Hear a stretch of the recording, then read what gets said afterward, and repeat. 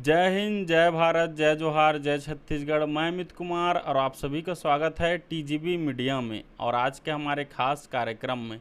जैसे कि आप सभी जानते हैं, मैं जो है अपने चैनल के माध्यम से लगातार आप सभी के बीच एक नए नामचीन हस्ती से रूबरू करता हूं और बहुत ही खुशी की बात है कि आज हमारे बीच एक ऐसे सशक्त नारी शक्ति की पहचान है। आप सभी को बताते हुए बहुत ही खुशी हो रही कि बिलासपुर शहर की सबसे चर्चित जो पिछले 20 वर्षों से जो है पत्रकारिता की जगत में है और पत्रकारिता के क्षेत्र में इंटरव्यू लेने का आज बहुत ही सौभाग्य का अवसर है मैम कि आपका इंटरव्यू करने के मुझे मौका मिल रहा है। और आप पहले पत्रकारिता से जुड़े हुए भी सशक्त नारी शक्ति की पहचान है मैम, जिनका मैं इंटरव्यू भी कर रहा हूँ।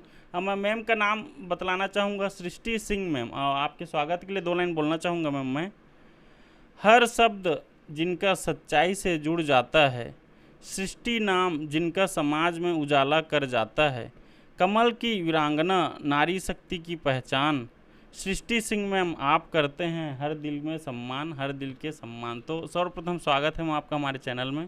Thank you sir. जैसे कि मैं पहले बताया मैम, पिछले 20 वर्षों से आप जो है पत्रकारिता जगत में जुड़े हैं और बहुत ही सौभाग्य की बात है भाई। सबसे पहले तो धन्यवाद आपका कि आप इंटरव्यू के लिए मान गए।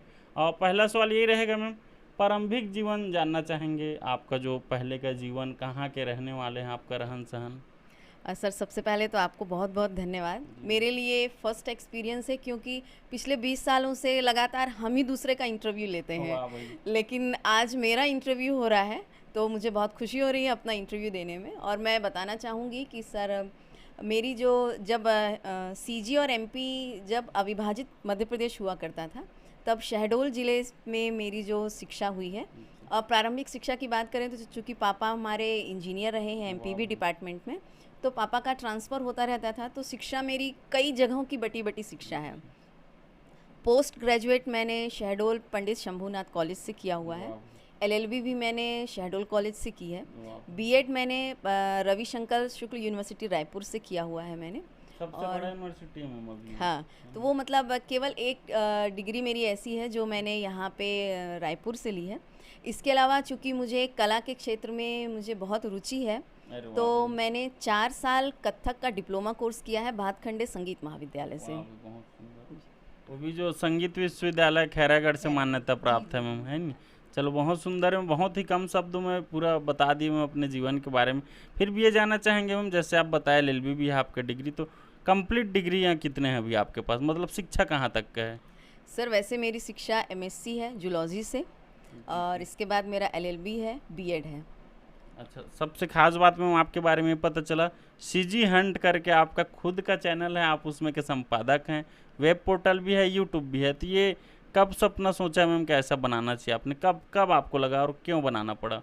सर एक्चुअली क्या है, जब मैं स्कूल टाइम में थी तो मुझे न्यूज़ देखने का बहुत शौक़ था, और उस समय मैं दूरदर्शन न्यूज़ हुआ करता था। अच्छा। तो उस समय मैं देखा करती थी कि मंजरी जोशी जी अच्छा। और सलमा सुल्तान वाह और भाई। शम्मी नारंग, इन 3 लोगों को मैं देख कर के मैं बड़ी हुई हूँ।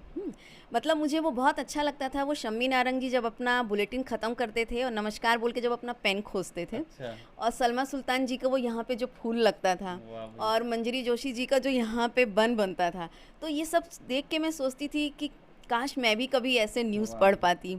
इसके अलावा दूसरी चीज़ मुझे प्रेरित करी, रेलवे स्टेशन में अनाउंसमेंट होता है कि फला ट्रेन इस प्लेटफॉर्म पर आ रही है, तो वो अनाउंसमेंट करने का मतलब मुझे बहुत क्रेज़ था।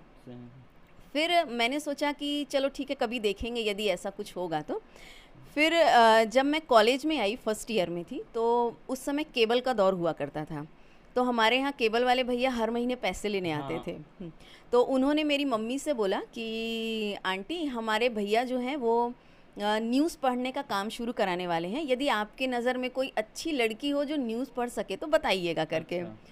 तो मैं भी वहाँ पे बैठी हुई थी, तो मैंने उनको बोला भैया मैं न्यूज़ पढ़ूंगी, अरे आप वाह एक भाई। बार अपने भैया से बात करके तो देखिएगा। एज कितना रहा होगा उस टाइम आपका। फर्स्ट ईयर में थी सर, कितना एज रहा होगा। 18-19 हाँ, है नहीं। तो फिर वो भैया ने अगले दिन मेरे को उसके लिए ऑडिशन के लिए बुलाया, मतलब देखने के लिए कि मैं पढ़ सकती हूँ कि नहीं। वाह भाई। लेकिन अब चूँकि मैं स्कूल और कॉलेज में डिबेट में मैं बहुत अच्छी थी, यूनिवर्सिटी की मैं डिबेट की विनर रही हूँ अरे मैं। वाह भाई। तो मेरी हिंदी में कमांड बहुत अच्छी है, बहुत। चाहे वो शाह हो, सा हो, खा हो, खा हो, इन सब में मेरी कमांड बहुत अच्छी। वाह तो भाई। उनको लगा रही ये तो बहुत अच्छा बोलती है करके, तो बोले चलो ठीक है आज शाम से ही पढ़ने आ जाना। सही। तो सर वो मेरा पहला न्यूज़ बुलेटिन था जो हम कैसे करते थे मैं आपको बताती हूँ। बिल्कुल पुराने समय बिल्कुल में मैम। वीसीआर होता था, वीसीआर में। उसमें कैसेट डलती थी अच्छा शादियों हाँ। के समय में। सीडी डीवीडी जो। हाँ, सीडी नहीं, वो वीसीआर अलग होता था इतना बड़ा सा, अच्छा। उसमें इतनी बड़ी सी कैसेट होती थी, वो डलती थी और ऐसे कैमरा लगता था। और आजकल तो लाइटें बहुत भव्य हो गई हैं, हाँ। लेकिन उस समय जो आजकल तो शादियों में, एडवांस हो गया हाँ जो पूरा। शादियों में लाइट यूज़ होती थी ना, जी, जी, वो जी। वाली लाइट हमारे दोनों तरफ लगती थी। वाह भाई। और उस दोनों लाइट में हम फिर वो न्यूज़ पढ़ते थे और पेपर से पढ़ते थे न्यूज़, मतलब सारी न्यूज़ हम वो तो पेपर से बहुत लिखते थे। गर्म करता रहा होगा। हैलोजन हाँ बोलते थे ना? हेलोजन जिसको बोलते हैं। हम्म।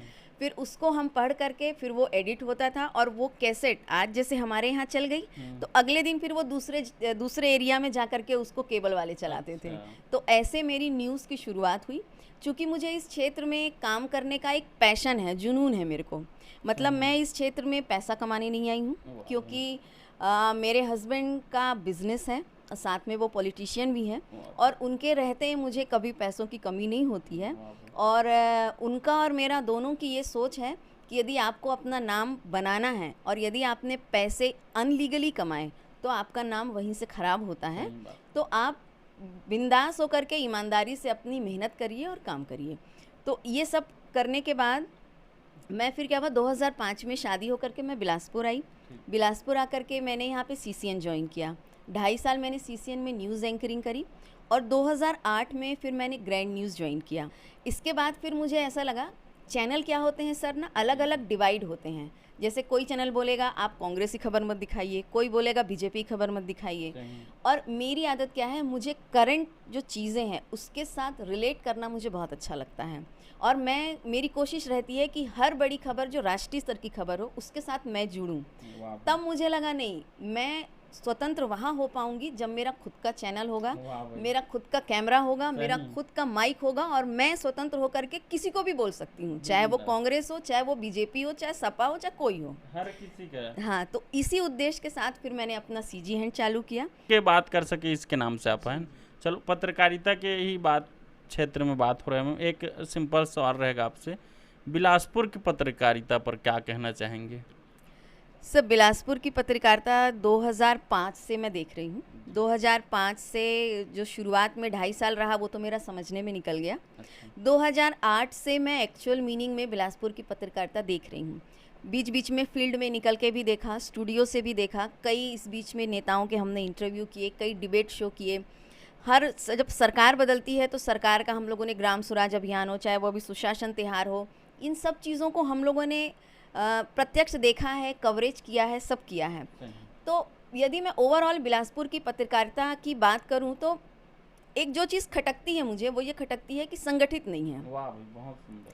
क्या हमारे यहाँ आजकल आप देखते हैं कि यदि आपको चपरासी की भर्ती करना है तो आप क्लॉज लगाते हैं कि हमको 12वीं पास चाहिए। सही। क्लर्क की भर्ती आपको करना है तो आप बोलते हैं ग्रेजुएशन चाहिए, साथ में कंप्यूटर चाहिए। सही। आपको आईएएस चाहिए, वो भी आपको क्लॉज के साथ चाहिए, बिल्कुल। ठीक है। लेकिन जिसको देश चलाना है, जो नेता मंत्री हैं, उनके लिए कोई डिग्री नहीं, कोई आठवीं उनके पास पास चाहिए, अनुभव नहीं, सही ना बात। 8वीं पास चाहिए, ना 12वीं पास चाहिए, ना 5वीं पास चाहिए, कुछ नहीं चाहिए सही उनके बात। लिए।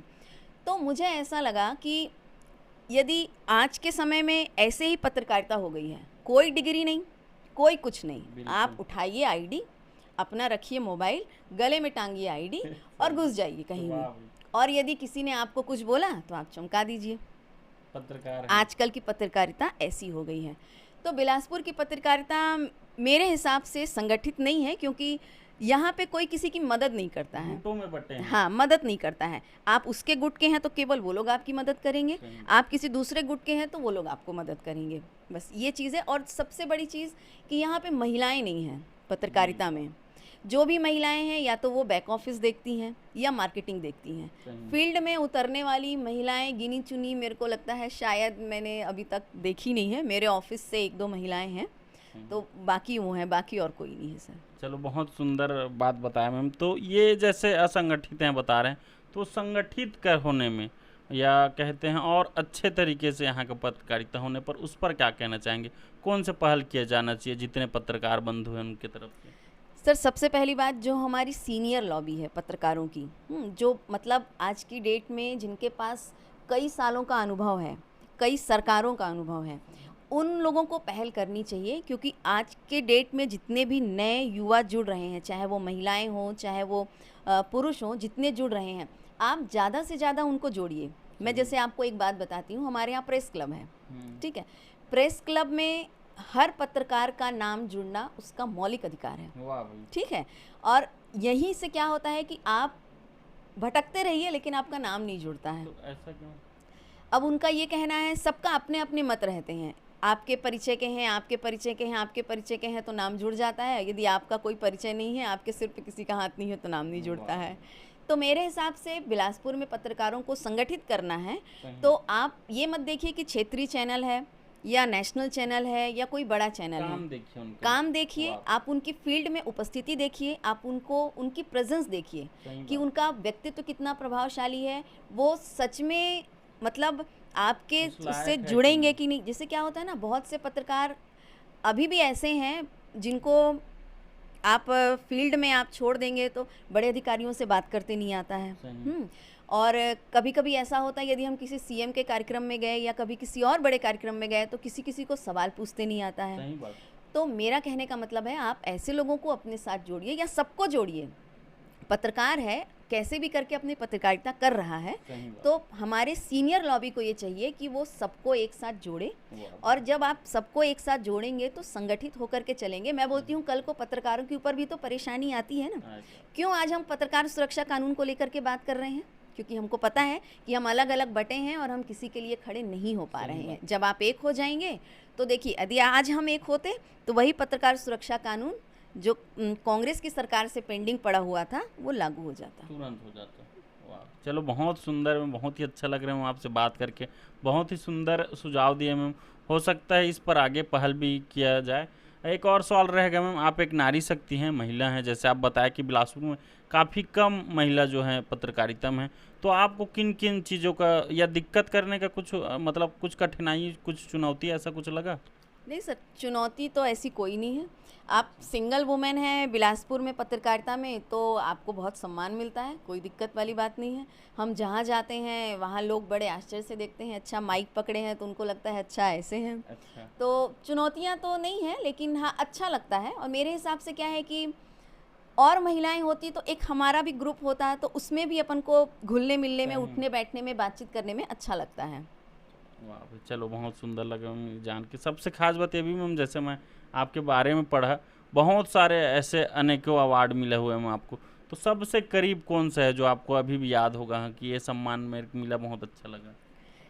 नहीं सर, ऐसे देखिए, सम्मान तो मेरे ख्याल से मुझे अनगिनत मिले हैं और अभी भी सिलसिला लगातार जारी ही है। जी। और मुझे जो सम्मान सबसे ज़्यादा मेरा करीब है, जो मुझे पत्रकारिता में जो मुझे पहला सम्मान मिला था, वाह, हाँ, फर्स्ट टाइम। फर्स्ट टाइम बहुत जो मुझे पत्रकारिता में सम्मान मिला, क्योंकि मैंने बिलासपुर में देखा है कि यदि कोई सम्मान समारोह होता है तो महिलाओं को पूछा नहीं जाता है, खासकर पत्रकार महिलाओं को पूछा नहीं जाता है। आप दूर दराज से कहीं भी किसी को भी पकड़ के ला करके आप सम्मान दे देंगे, लेकिन जो आपकी खबरों को सही बात मीडिया के बोलते सामने हैं। रखता है, लेके आता है, पेपर में छापता है, न्यूज़ में चलाता है, यूट्यूब में चलाता है, पोर्टल में चलाता है, आप ऐसी महिलाओं को आप सम्मान के लायक नहीं समझते हैं और उनको सामने नहीं लाते हैं। तो जब मुझे पहला मेरा पुरस्कार पत्रकारिता के लिए मुझे मिला, वो मुझे रायपुर में मिला था। वाह भाई। मतलब वो मुझे इतना अच्छा लगा कि मैंने उसको फ्रेम करा करके, सब चीज़ करा करके बढ़िया अच्छे से कौन सा रखा साल है। करा है? ये सर मेरे को मिला था 2020 में। 20 में? हाँ, 20 बाप में। रे, इतना दिन बाद। वही मैंने कहा ना, महिलाओं को, पत्रकार महिलाओं को बाप रे। सम्मान मिलने में देरी होती है सर। हमको आज भी सर लोगों को बोलना पड़ता है कि क्यों आपने पत्रकारों को नहीं बुलाया क्या सम्मान के लिए, ओ, ऐसा होता है। चलो बहुत सुंदर है, बहुत अच्छा एक्सपीरियंस शेयर किए मैम आप। अच्छा, एक और सवाल रहेगा मैम, यहाँ तक पहुँचने में आप अपने आदर्श कहें, प्रेरणा स्रोत कहें, या किनका योगदान या अपने गुरु किनको मानते हैं, क्या कहना चाहेंगे? सर देखिए, जब तक शादी नहीं हुई थी तब तक तो पिता, वाह भाई। और शादी के बाद पति। क्योंकि पत्रकारिता ऐसी फील्ड है सर कि आपको कब कहाँ निकलना पड़ जाएगा आपको खुद नहीं पता। सही बात। और ऐसे समय में यदि आपका पार्टनर समझदार है और यदि वो आपके काम को समझता है, जी। तो ये सबसे बड़ी अचीवमेंट होती है एक महिला के लिए। वाह! क्योंकि मेरे को बहुत अच्छे से याद है जब चुचुहिया पारा का एक्सीडेंट हुआ था, चुचुहिया पारा फाटक। रेलवे एक्सीडेंट जब हुआ था, तो उस दिन मेरी एंकरिंग थी। हम एंकरिंग करके निकले और 7:30-8 बजे मैं घर यहाँ पहुँची थी, तोरवा चौक। जी। तब तक मेरे ऑफिस से फ़ोन आया कि ऐसा-ऐसा हो गया है और हमको आज पूरी रात हमको बुलेटिन चलाना है। और चूँकि हमारे ऑफिस में ऐसा कोई एंकर नहीं था कि जो लगातार बुलेटिन दे सके, तो मुझे फ़ोन किया गया। तो मेरे हस्बैंड ने उस समय उस चीज़ को समझा और उन्होंने तुरंत, मतलब मेरे को घर आए 8:30 हुआ था, फिर उन्होंने मुझे वापस भेजा कि नहीं तुम जाओ करके। सेम ऐसे ही हुआ था, एक समय यहाँ पे आए थे बाबा रामदेव आए थे, उनका हम लोगों ने न्यूज़ कवरेज किया था। तो हम लोगों ने न्यूज़ कवरेज किया था सुबह 4 बजे से, सुबह 4 बजे से लेके दोपहर में 11 बजे तक, कंटिन्यू। क्योंकि सुबह उनका योग का सेशन चल रहा था। सही। इसके बाद फिर उन्होंने सबसे मिले और लास्ट में उन्होंने मीडिया बाइट दी, तब तक हमको रुकना था।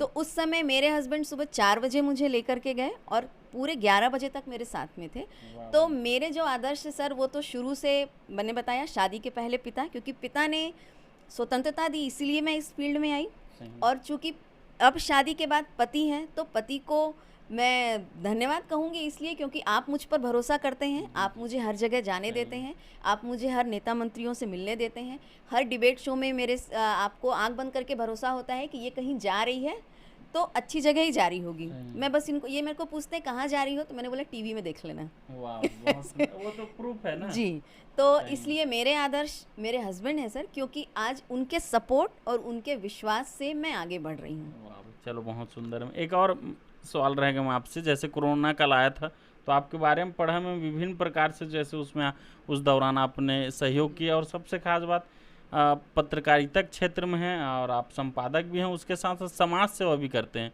तो दोनों सवाल का जवाब देते हैं मैम आप। सर, कोरोना का समय तो सबसे भयावह समय था, आपने भी देखा होगा, हमने भी देखा है, और जीवन में हम नहीं चाहते कि दोबारा ऐसा समय देखने को मिले। हमने कोरोना के समय अपने तोरवा क्षेत्र में भी देखा है कि छठ घाट का जो शमशान घाट है और हमारे घर का रास्ता, इन रास्तों में रोड के किनारे किनारे लाशें जल रही थीं। ऐसे समय में भी हम लोगों ने पत्रकारिता की है। पत्रकारिता के साथ साथ चूँकि मैं शांता फाउंडेशन से जुड़ी हुई हूँ अरे वाह! और हम लगातार सामाजिक काम करते हैं, तो उस फाउंडेशन के साथ जुड़ करके हमने खाना बांटा है। वाह! हमारी स्लम एरिया, आप देवरी खुर्द में जाएंगे, यहाँ का स्लम एरिया है और यहाँ पे कामकाजी लोग हैं जो भीख मांगते हैं कहीं, और जो एकदम गरीब तबके के लोग जी, हैं। जी। तब हम लोगों ने अपने अपने घरों से एक एक टाइम का खाना इकट्ठा किया वाह और भाई। उस खाना इकट्ठा करके हम लोग उस खाने को हम लोगों ने पूरे कोरोना टाइम में बांटा। तो खाना बांटना हो, ऑक्सीजन सिलेंडर बांटना हो, बेड मुहैया कराना हो, ये सारे काम हम लोगों ने कोरोना के बहुत समय, सुंदर। मतलब पत्रकारिता तो अलग थी, ये समाज सेवा भी हमने उस समय की है और समाज सेवा अभी भी चल रही है। वाह! चलो बहुत सुंदर है। एक और मेरे मन में सवाल रहेगा मैम, जो आज की युवा पीढ़ी है, सबसे खास बात जो नारी शक्ति हैं, जो अगर वो पत्रकारिता के क्षेत्र में आना चाहेंगे, तो उनको आप क्या कहना चाहेंगे? सर, मैं कहना चाहूँगी आज की जो युवा पीढ़ी है, चाहे वो महिला हो या पुरुष हो, आप बिल्कुल आइए इस पत्रकारिता के क्षेत्र में, क्योंकि समाज का चौथा स्तंभ है। और ये सोच करके मत आइए कि ये ग्लैमर की फील्ड है, क्योंकि अच्छा। आजकल लोग पत्रकारिता को ग्लैमर से जोड़ने लग गए सही। हैं। हमने वो छोटी छोटी मिडी पहन ली, कोट डाल लिया, आईडी पकड़ ली, तो लगता है कि बस हम अंजना ओम कश्यप बन गए हैं या हाँ। हम श्वेता सिंह बन गए हैं। सही, सही, लेकिन सही। असल में देखा जाए तो ये इतनी चैलेंजिंग फील्ड है कि यदि आपके पास नॉलेज नहीं है तो आप इस फील्ड में नहीं टिक सकते हैं, एकदम। क्योंकि आप नॉलेज रखेंगे तभी आप किसी बड़े नेता मंत्री से बात कर सकते सही हैं। बात।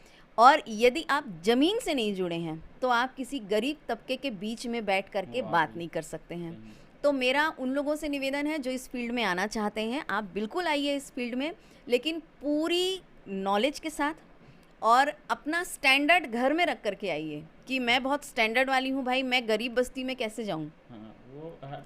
हाँ, तो आप पूरी नॉलेज के साथ आइए और अपना स्टैंडर्ड घर में रख करके आइए। चलो बहुत सुंदर लगा मैम। एक और सवाल रहेगा मैम, जैसे आपसे बात किए तो पत्रकारिता क्षेत्र में काफ़ी अच्छे हैं आप, समाज सेवा भी करते हैं, लेकिन हॉबी जानना चाहेंगे और रुचि आपको, और क्या करना ज़्यादा पसंद है आपको? सर, आपने ऐसा क्वेश्चन पूछ लिया कि शादी के बाद तो हम भूल ही गए हमारी हॉबी क्या है। सिर्फ एंकरिंग कर रहे हैं। नहीं, नहीं एंकरिंग नहीं, मतलब शादी के बाद घर सँभालो, हस्बैंड देखो, ये करो, तो अपनी अच्छा। हॉबी कहीं किनारे हो जाती पहले है। क्या था तो? सर किस टाइम में हॉबी डांस वांस किए? डांस नहीं, गाना? हॉबी मैंने कहा चूँकि मेरे अंदर एक कलाकार है, सही। तो मुझे डांस, फ़ोक डांस मुझे बहुत पसंद है। वाह! तो मैंने आपको शुरू में ही बताया कि मैंने भातखंडे संगीत हाँ, महाविद्यालय से सही। कत्थक में मैंने 4 साल जी, किया है। जी। मुझे हालाँकि मास्टर्स करना था इसमें, लेकिन फिर वही मुझे टाइम नहीं मिला करने के लिए। सही है। और मेरा बहुत मन था, अभी भी मेरा मन है कि मुझे मल्हार महोत्सव, खजुराहो महोत्सव, चक्रधर समारोह, इन सभी जगह में मुझे परफ़ॉर्म करने का मुझे बहुत मन है। अच्छा। और इसके अलावा मेरी हॉबी रीडिंग है सर, मतलब पेपर का पढ़ना। ऐसा कोई कोना नहीं है जो मैं छोड़ती हूँ। ओह! न्यूज़ मेरा ऐसा है कि सुबह से शाम तक आप न्यूज़ चैनल मेरे को चला दीजिए, मैं न्यूज़ देखना मुझे बहुत पसंद है। वाह! और इसके अलावा मेरी एक बहुत अच्छी हॉबी है कि मुझे गाना-वाना गाते हैं? नहीं सर, गाना गाने का नहीं है नहीं मुझे। तो गवाता नहीं का नहीं, नहीं, गाना गाने की मेरी आदत नहीं है। और मतलब मुझे ये चीज़ें पसंद है कि जो भी करंट में चल रहा है, देश में हो चाहे मेरे बिलासपुर में हो, करंट अफेयर्स। करंट अफेयर हो, उससे मैं कनेक्ट हूँ। वाह! ये मतलब मुझे बहुत, कोई भी खबर होती है तो मुझे लगता है नहीं पहले मैं देखूं, और मैं उसकी मतलब परत दर परत मेरे को उसकी जानकारी चाहिए रहती है, और मुझे उसकी परत दर परत मेरे को 2 दिन बाद आप पूछेंगे तो मेरे को पूरी पता रहती है। वाह! चलो बहुत सुंदर लगा मैम आपसे बात करके। आज आपको पूरा देश, दुनिया, पूरे बिलासपुर वासी, छत्तीसगढ़ वासी सब देख रहे हैं मैम आपको, तो उनको आप हमारे चैनल के माध्यम से और क्या कहना चाहेंगी? सर मैं यही कहना चाहूँगी कि पत्रकार भी इंसान होते हैं, और चाहे वो महिला पत्रकार हो चाहे वो पुरुष पत्रकार हो, जब पुरुष पत्रकार अपने फील्ड में काम करके निकलता है, काम करने के लिए जब वो निकलता है, तो वो इस उम्मीद से निकलता है कि वो समाज में हो रहे गलत चीज़ों को सामने लेकर के आएगा। सही। और सेम यही सोच के साथ जो महिला पत्रकार है, वो अपने घर में खाना बना के, अपने बच्चों को खाना खिला के, अपने हस्बैंड को बता के, अपने घर के बड़े बुजुर्गों को बता के फिर वो फील्ड पे निकलती है, क्योंकि उसके कंधे पे घर, समाज और ऑफिस, सही। 3 चीज़ों का उसके सिर पे जिम्मेदारी होती है।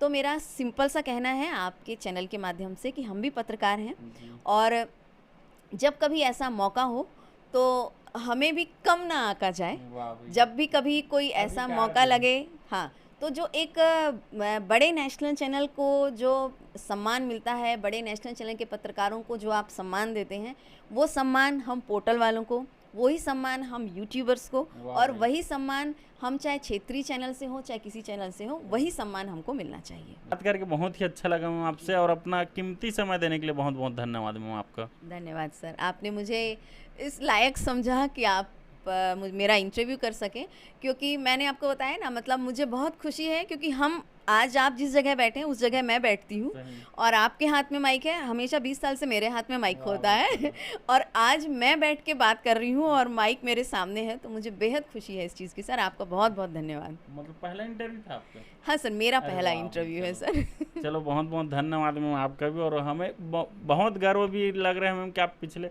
20 सालों से पत्रकारिता में हैं, और आज आपका इंटरव्यू लिया मैम, पहला इंटरव्यू, ये बहुत खुशी की बात है मैम, मेरे को भी बहुत अच्छा लगा। अब पुनः बहुत-बहुत धन्यवाद मैम आपका। धन्यवाद। तो साथियों, आज हमारे बीच थे पत्रकारिता जगत के, बिलासपुर क्षेत्र के सबसे नामचीन सशक्त नारी शक्ति, महिला शक्ति की पहचान सृष्टि सिंह जी मैम के बारे में जाने, उनके जीवन के बारे में जाने। सबसे खास बात, पत्रकारिता जगत से जो है एकदम ज़मीन से जुड़े हैं मैम, जो है उनके पूरे डीपली, मतलब आप जैसे देख सकते हैं एक एक बारीकी से जो है सब चीज़ के बारे में बताया, बहुत ही सुंदर लगा। और जो भी पत्रकारिता में आना चाहता है वो इस इंटरव्यू को ज़रूर देखे, और आज के जो युवा पीढ़ी की नारी शक्ति हैं वो इंटरव्यू को ज़रूर देखें, उनको एक अलग ही ऊर्जा, एक अलग ही प्रेरणा मिलेगी, और मिलेंगे एक और ऐसे ही नामचीन हस्ती के साथ। तब तक बने रहें TGB मीडिया में। मैं अमित कुमार, धन्यवाद।